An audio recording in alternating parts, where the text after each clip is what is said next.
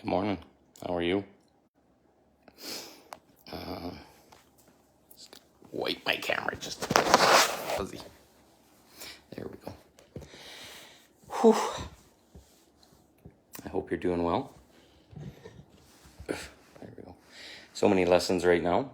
It's kind of demented in a lot of ways. So yesterday was kind of like hell for me yesterday. And I want to get into it, but I want to talk about an open heart is an invitation.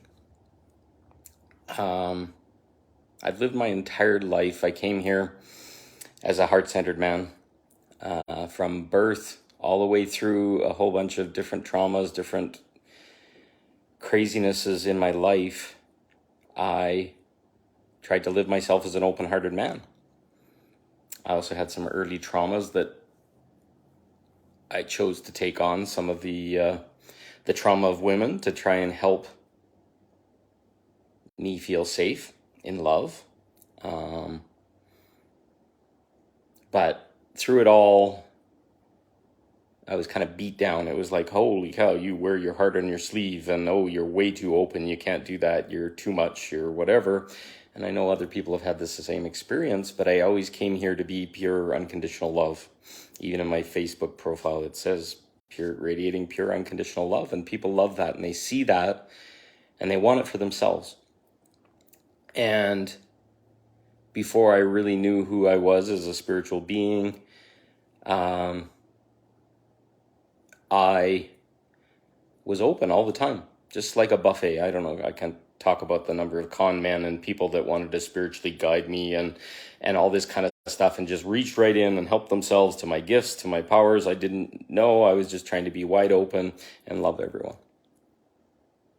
And it smashed me. It crushed me. It fucking took my money and made me feel like shit and a whole bunch of other things, but I was learning.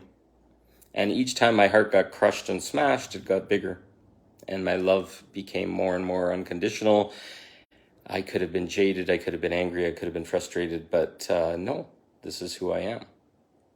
So that went into my relationships as well. And I kind of hid myself after I got a bunch of different tests or whatever.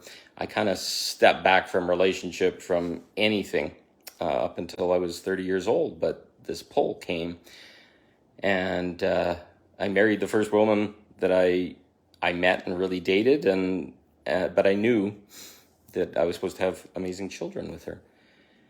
Now, she loved the unconditional love. She came from a Japanese family, and love is very different there. There's very little physical touch, no public affection, those kind of things. So it was quite the challenge for me to be in that. And as time went on, and I'd always give, and my love was always open, and her love was a little different. It was acts of service and other things, but it didn't have touch. It didn't have things that were part of my love language. So it started to hurt. And eventually I would have either died or I had to move on. But I had an open heart. And then I went into, after my divorce, trying to date and having an open heart. And it's led to a lot of crazy stuff. Women would come in, they'd get what they want or not get what they want, and they'd judge, and they'd just kind of help themselves, and then they'd feel disgusted because they got what they wanted, but really taking somebody else's love or affection or open-heartedness doesn't work for other people. So they'd be mad. But all the time, and it's only taken till just recently, I've been making an invitation each time that I'd go into a relationship with someone, leading with my open heart and trying to set an example so that they could lead with their open heart. But with all the traumas and the wounds and other things that are in the world, most often they lead safe, closed off, like a wall up, and it could be felt. And like I said, when unconditional love is given and full respect is given right from the start, it can feel very confusing. And they'd come in and they'd sample, and I'd give, and I'd ask for the same in return, and to have balance. And they'd always be confused because I'd give, and then I wouldn't be having to ask to receive, because I was open and waiting for their return of that, and they wouldn't know what to do. They'd be so confused, but their heart was so closed, they didn't know how to receive that. They didn't know how to receive someone that's fully giving and open, and then respond in giving and open. So they'd close off even more sometimes. And then there'd be a judgment, or there's something wrong, or whatever, but it just kept me wide open, and then I'd be frustrated. And I'm participating in all this. I'm not blaming women or whatever, but I'm not something that generally exists in humanity, in men. A person that's leading with his open heart and leading by example, asking for the same in return without having to state a clear objective and expectation.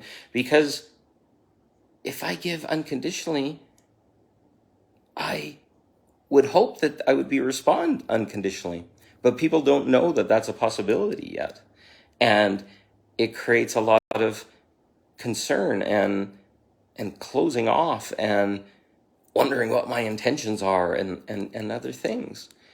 And on my side, I'd end up feeling used and unappreciated and uncomfortable, and that there was something wrong with me. And this showed up yesterday or 2 days ago with a woman, and I invited her into my life unconditionally, and we did a beautiful live and all these things, but some behaviors that she had were taking and using and not appreciating and commanding and other things. And after that day where the live was held and she came up late, and a whole bunch of things happened where she was trying to enforce dominance and telling me how much she loved me and how much she wanted to move on with me, and this was pure love, and how soft and beautiful I was. And she was claiming to be soft and beautiful, but she was underneath, there was just like this frustration in everything. And she's been doing it and loving it and letting these channels through. And she wanted somebody that she could be dominant to, I guess, because maybe she's not so dominant in her life. But I slept on it. I was so frustrated and so angry. She was just like violating boundaries all over the place, and was not even giving me a moment to talk about what my boundaries are and that I'd like something different. And she'd just talk over me and slap me down like in an energetic way, and tell me that by me communicating back what my needs were, my boundaries were, that I was trying to correct her, and she was perfect the way she was, and which is fine. But for me, that's being walked on. If I can't have someone that I can communicate my deepest feelings and emotions, they haven't met the price of admission. So what is your price of admission? What's the thing and the boundaries and the other things that you need someone to come in with? And it's opening with wide open, and still being open and loving, not coming up with a bunch of boundaries, because I could sit here and say, hey, the price of admission is this, and you can't come into my life. No, come into my life. Respond in the same, and be beautiful and loving and open. And when things come up, let's talk about them. Let's share with them. Hey, this didn't feel good. This was uncomfortable for me, etc.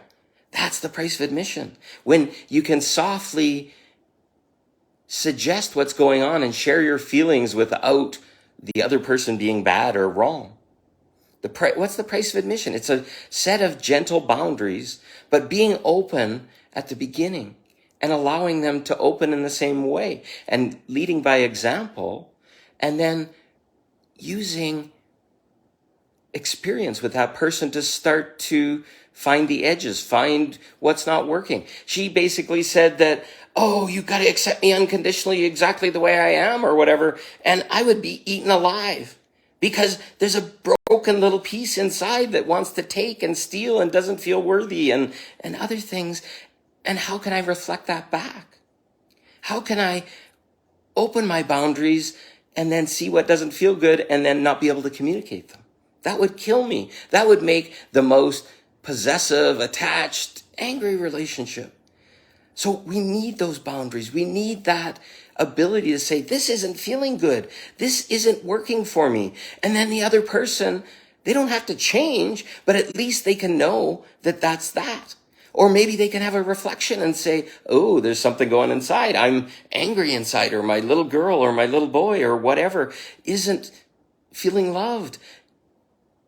Because love had a price with mom and dad or last lovers or whatever. And they couldn't accept the unconditionality of it without having some pushback or looking for evidence that the other person wants something. But you can't be a wide open book without the ability to speak and stand in some level of boundary, but have those boundaries be respected and show that as love.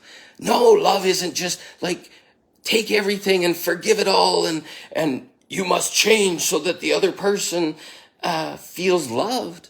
No, loved is the gritty little edges where you have fights and you have your shit come up, but you can do it in an accountable way. And you can be received in an accountable way. And when you ask to have somebody hold space, like yesterday, I asked the woman before we had a conversation because I was getting frustrated. She was giving me all these excuses and trying to shift the blame that it wasn't hers.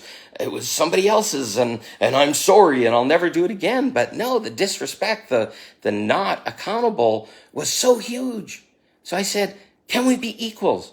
Oh, I've always told you I'm unequal. Well, then I brought up, okay, well, why are you using this elder name in our lives to say that you're an elder or special or whatever?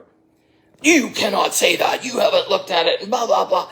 And I'm trying to create this container and saying I'm feeling lesser. She can't choose whether or not I feel lesser. Her perception was that she was doing good in everything that she did. And if I can't give reflection back to her to say how it's received in an unconditional way without whatever, but all I felt was anger. And she told me I was angry. How does an open heart get angry unless it's not being respected? It's not feeling that same respect, that same unconditionality being shined back.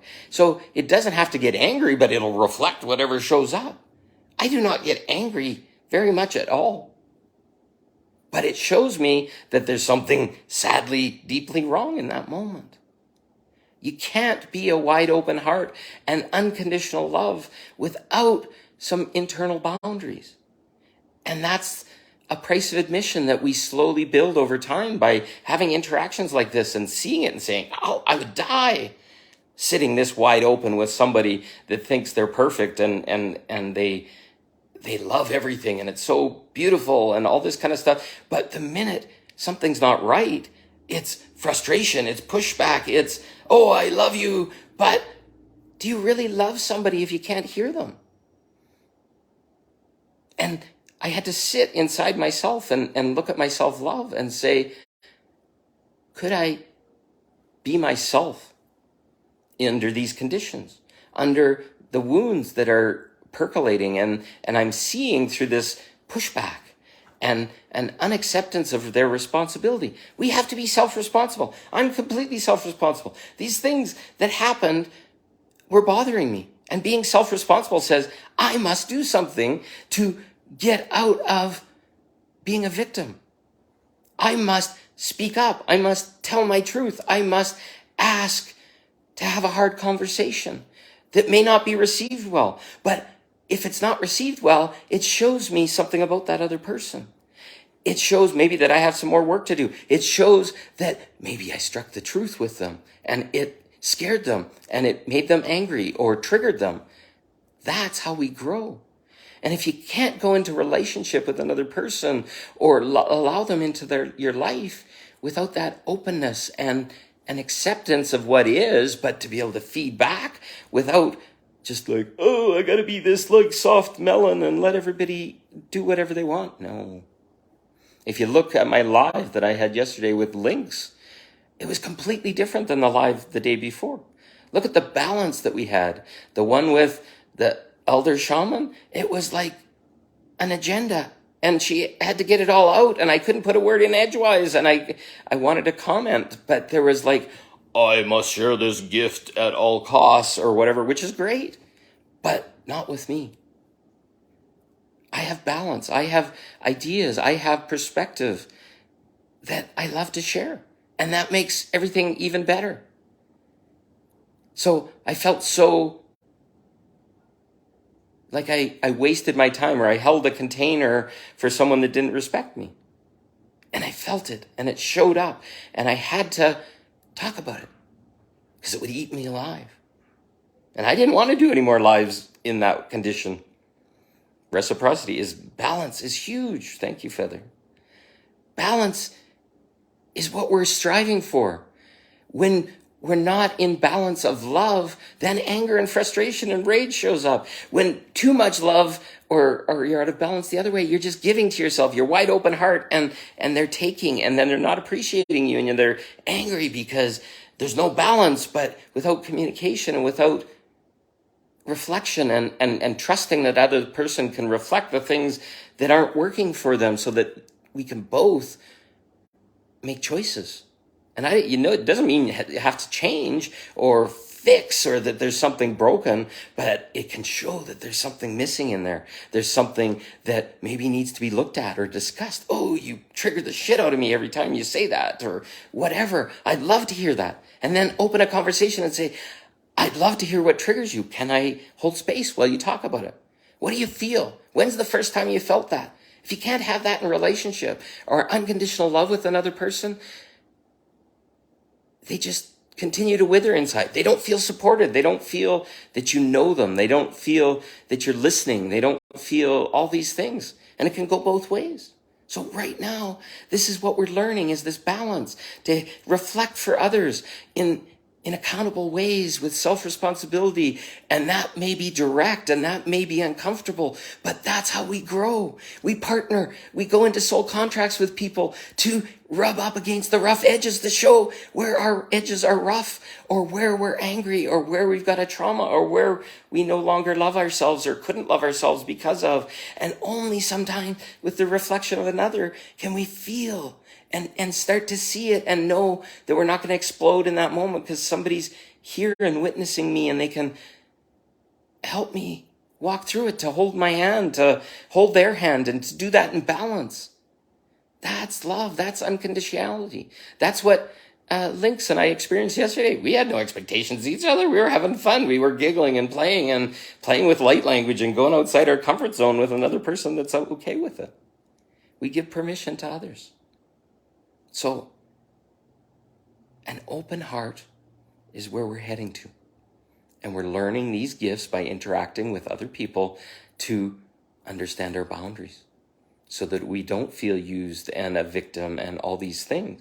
But it's us that needs to set the boundaries. It's us that needs to learn direct communications. It's us that has to set the ground rules. And I'm not talking like big pages and pages, but ground rule in my relationships is we talk about everything and nothing is said until it's physically said. There's no obligations, expectations, attachments.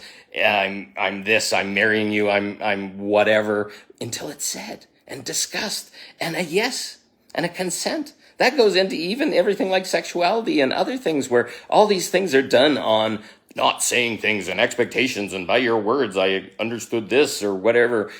When you didn't really get yes, or you didn't really hold space, or you didn't really appreciate them. So what's that price of admission?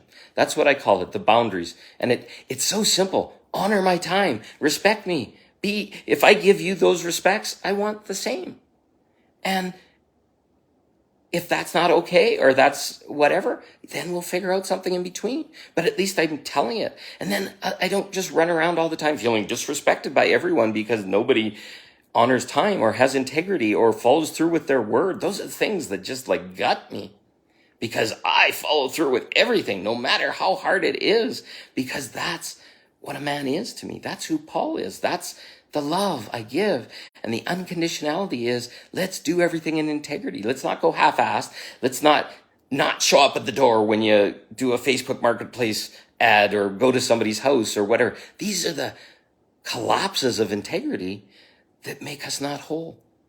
And I want to be whole with somebody all the time. And if they're unconditional and open wide and I'm unconditional and open wide, guess what? We're going to learn balance. We're going to know when things are off by our communication. We're going to know where our holes are and when we maybe take too much or give too much or do things that make others feel uncomfortable. Only by exploring that from unconditionality and having a space where you can communicate, do you refine yourself? Do you purify yourself? Do you become a fully unconditional loving being that can walk on this planet every single day of the week and not be taken advantage of and not feel that and just shine? And the shine burns away anybody that wants to take or steal or harm or hurt because they just can't get in. They don't know what the hell you're doing. But this is how we're perfecting ourselves. And perfection is imperfect. Trust me. We don't even know what perfect is, because the perfection is being able to stand in my anger and my rage so I can protect my boundary. I don't have to harm. The self-mastery is I am, and I'm allowed, and I can, but I have to ask, and I have to get consent, and I have got to have agreements, and I set examples for other people, and then the magic happens. And then my world's better. And all those things that I want to show up start to show up because I'm asking for them. And they're ground rules to my reality. So, is that what you're doing in your reality? What are your price of admissions? And they don't have to be big, but if they haven't paid the price, you're going to always feel used. And they should be setting theirs. You should be asking those in the beginning. And once you have those, so much better. So much better. So, I hope this reflection helped. I've been getting polished lately. But I'm ready, and I'm willing to talk about it and share and give an example so that other people can maybe see that truth in their life. So, I love you all. Thank you for the beautiful comment, Feather, and thank you for listening. You have a great day. Have fun out there. It's a journey. See you soon.